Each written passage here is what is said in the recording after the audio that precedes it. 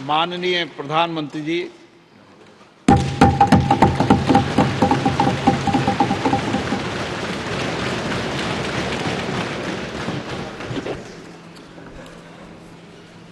आदरणीय अध्यक्ष महोदय,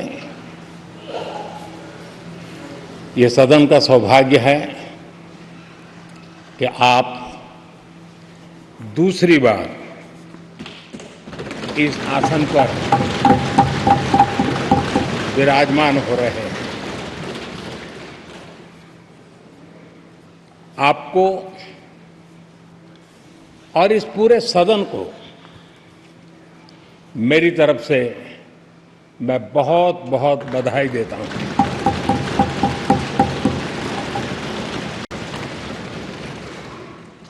आदरणीय अध्यक्ष जी, मेरी तरफ से आपको शुभकामनाएं हैं, लेकिन इस पूरे सदन की तरफ से भी आपको अनेक अनेक शुभकामनाएं। अमृत काल के इस महत्वपूर्ण कालखंड में दूसरी बार इस पद पर विराजमान होना बहुत बड़ा दायित्व आपको मिला है और आपका 5 वर्ष का अनुभव और आपके साथ हम लोगों का 5 साल का अनुभव, हम सबका विश्वास है कि आप आने वाले 5 साल हम सबका मार्गदर्शन भी करेंगे और देश की आशा अपेक्षाएं पूर्ण करने के लिए ये सदन अपना दायित्व निभाने में आपकी बहुत बड़ी भूमिका रहेगी। आदरणीय अध्यक्ष जी, हमारे शास्त्रों में कहा गया है कि विनम्र और व्यवहार कुशल व्यक्ति सफल सहज रूप से होता है और आपको तो उसके साथ साथ एक मीठी मीठी मुस्कान भी मिली हुई है।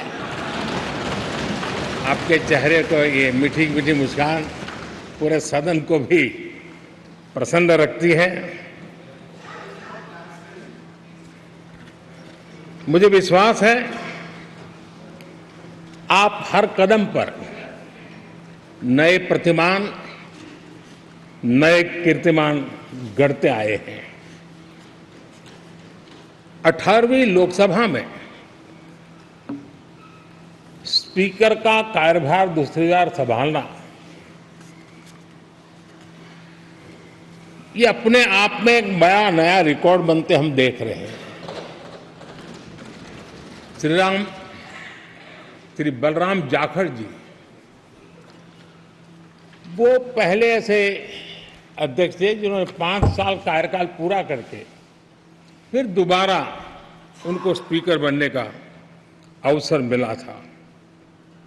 उसके बाद आप हैं जिन्हें 5 साल पूर्ण करने के बाद दोबारा इस पद पर आसीन होने का अवसर मिला। गत 20 साल का एक ऐसा कालखंड रहा है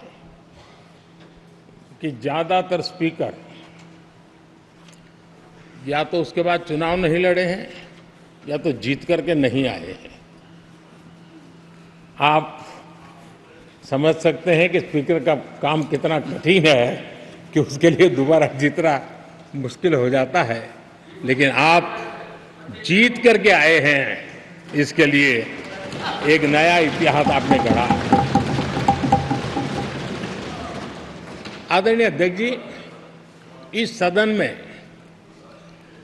ज्यादातर हमारे सभी माननीय सांसद आपसे परिचित हैं, आपके जीवन से भी परिचित हैं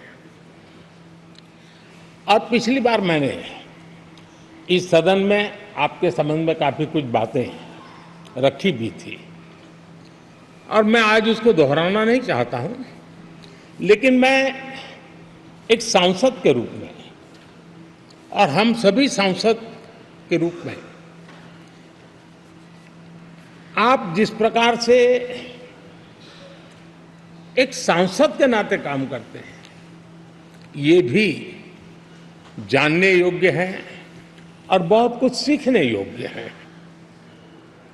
मुझे विश्वास है कि आपकी कार्यशैली एज ए सांसद भी हमारे जो फर्स्ट टाइमर सांसद हैं, हमारे युवा सांसद हैं, उनको जरूर प्रेरणा देगी। आपने अपने कार्यक्षेत्र में, संसदीय क्षेत्र में स्वस्थ मां और स्वस्थ शिशु एक कमिटमेंट के साथ जो अभियान चलाया है और सुपोषित मां, इस अभियान को आपने जिस प्रकार से अपने क्षेत्र में प्राथमिकता देकर के खुद को इन्वॉल्व करके किया है, वो वाकई प्रेरक है। आपने कोटा के ग्रामीण क्षेत्रों में हॉस्पिटल ऑन व्हील्स, ये भी एक मानव सेवा का उत्तम काम, जो राजनीतिक कामों के सिवाय करने वाले कामों में आपने चुना है, वो भी अपने आप में गांव-गांव लोगों को स्वास्थ्य सेवाएं पहुंचाने में मदद कर रहा है। आप नियमित रूप से गरीबों को कपड़े, कंबल, मौसम के अनुसार छाता की जरूरत है छाता, जूते, ऐसी अनेक सुविधाएं समाज के आखिरी तबके के जो लोग हैं उनको खोज करके पहुंचाते हैं। खेलों में प्रोत्साहन देना आपके क्षेत्र के युवकों में, ये आपने एक प्राथमिकता के रूप से काम उठाया है। आपके पिछले कार्यकाल में 17वीं लोकसभा में मैं कहता हूं कि संसदीय इतिहास का वो स्वर्णिम कालखंड रहा है। आपकी अध्यक्षता में संसद में जो ऐतिहासिक निर्णय हुए हैं, आपकी अध्यक्षता में सदन के माध्यम से जो सुधार हुए हैं, ये अपने आप में एक सदन की भी और आपकी भी विरासत है। और भविष्य में 70वीं लोकसभा के संबंध में जब विश्लेषण होंगे, उसके विषय में लिखा जाएगा, तो भारत के भविष्य को नई दिशा देने में आपकी अध्यक्षता वाली 70वीं लोकसभा की बहुत बड़ी भूमिका रही है।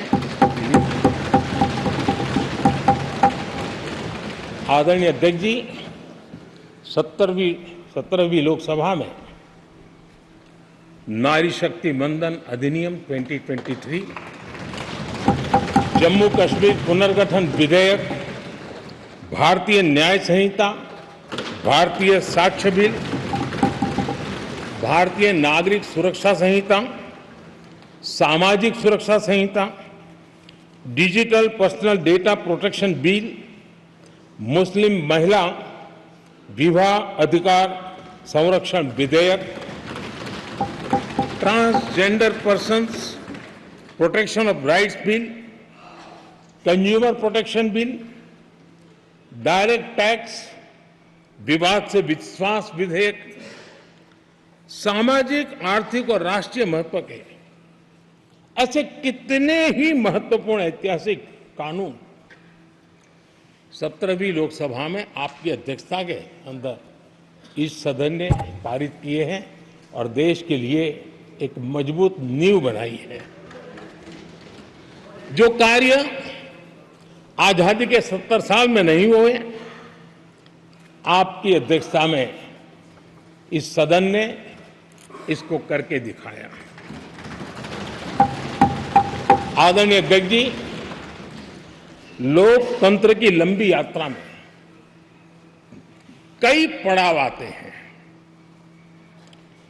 कुछ अवसर ऐसे होते हैं जब हमें कीर्तिमान स्थापित करने का सौभाग्य मिलता है। 17वीं लोकसभा में उपलब्धियां, मुझे पूरा विश्वास है देश आज भी और भविष्य में उसका गौरव करेगा। आज देश अपनी आकांक्षाओं की पूर्ति के लिए भारत को आधुनिक बनाने की दिशा में जब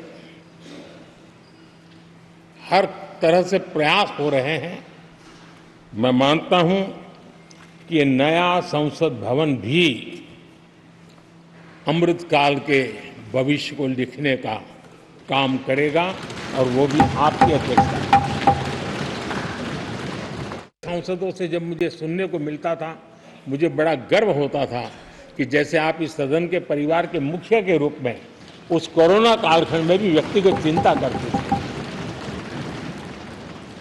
कोरोना काल में भी आपने सदन का काम रुकने नहीं दिया। सांसदों ने भी आपके हर सुझाव को सर आंखों पे चढ़ाया। किसी को ऊपर बैठने के लिए कहा तो वो वहां जाके बैठा, किसी को दूसरे जगह पे जाके बैठने के लिए कहा तो वो भी बैठा। लेकिन देश के काम को किसी ने रुकने नहीं दिया। लेकिन आपने ये जो फैसले किए उसका परिणाम है कि हम उस कठिन कालखंड में भी कार्य कर पाए। और ये खुशी की बात है कि कोरोना काल में सदन ने 170% प्रोडक्टिविटी, ये अपने आप में दुनिया के लिए एक बहुत बड़ी खबर है। आदरणीय अध्यक्ष जी, हम सब चाहते हैं कि सदन में आचरण, सदन के नियमों का पालन हम सब करें और आपने बड़े सटीक तरीके से, संतुलित तरीके और कभी कभी कठोरता के साथ भी फैसले लिए हैं। मैं जानता हूं कि ऐसे निर्णय आपको पीड़ा भी देते हैं, लेकिन सदन की गरिमा और व्यक्तिगत पीड़ा के में आपने सदन की गरिमा को पसंद किया और सदन की परंपरा को बनाने का प्रयास किया। ये साहसपूर्ण काम के लिए भी आदरणीय अध्यक्ष जी, आप अभिनंदन के अधिकारी हैं। मुझे विश्वास है आदरणीय अध्यक्ष जी, आप तो सफल होने ही वाले हैं, लेकिन आपकी अध्यक्षता में यह 18वीं लोकसभा भी बहुत सफलतापूर्वक देश के नागरिकों के सपनों को पूर्ण करेगी। मैं फिर एक बार आपको इस महत्वपूर्ण दायित्व के लिए और देश को विकास की नई ऊंचाइयों पर ले जाने वाले इस सदन की अध्यक्षता के लिए हृदय से बहुत बहुत शुभकामनाएं देता हूं, बहुत बहुत बधाई देता हूं।